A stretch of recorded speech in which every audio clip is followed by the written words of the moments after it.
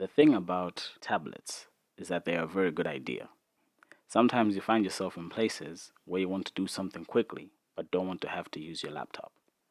Let's face it, mobile devices are faster than some of the laptops we use, so it makes sense to pull out a tablet and send a quick email or check a website for something. The first tablet I seriously wanted was the Galaxy Tab S6, the gold one, but I couldn't afford to get it. I'm gonna let you finish, but turns out that's wrong. So I was really convinced it was the Tab S6, but it turns out it was not. So now I'm even confused though, because this was around 2015, 2016, but the Tab S6 came out in 2019. So now I'm confused. I don't even know which one it is. But anyway, as you were. Enter the iPad Air. In theory, this would be the perfect gadget for me. But there is one problem: the price.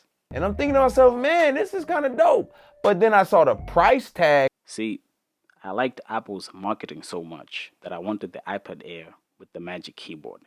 That setup just makes sense. I could live without the Apple Pencil. Last year, over Cyber Monday, I decided to see how much that perfect setup would cost, and it was more expensive than the M1 MacBook Air. Think about it. A 64 gig iPad Air with Magic Keyboard costed more than a 256 gig M1 MacBook Air. So, I got the Air instead, and I've had no regrets at all. It's crazy how years ago the MacBook Airs were for light work, browsing, word processing, and watching movies. But thanks to the M1 chip, I can even edit videos in Premiere Pro so much faster than on the HP I was using at the time. How cool is that? Until iPad prices don't compete with laptops, I don't think I'd get an iPad. But that's just me. And to be honest, I know a lot of people talk about tablets replacing computers, but right now, for the average workflow, I don't think that's possible. At this year's March event, Apple unveiled the new iPad Air, and this thing has the M1 chip. If the M1 iPad Air with Magic Keyboard was cheaper than getting an M1 MacBook Air, and iPadOS really evolved to the point that I wouldn't need a laptop to do certain things, maybe then the iPad would have killed computers. But that day isn't today. Right now, the difference is $51.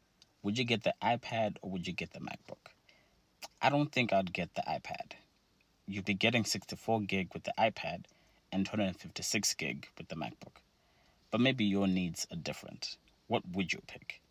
If you added in the Apple Pencil, then the iPad, the keyboard, and that would cost more, $78 more than getting the MacBook.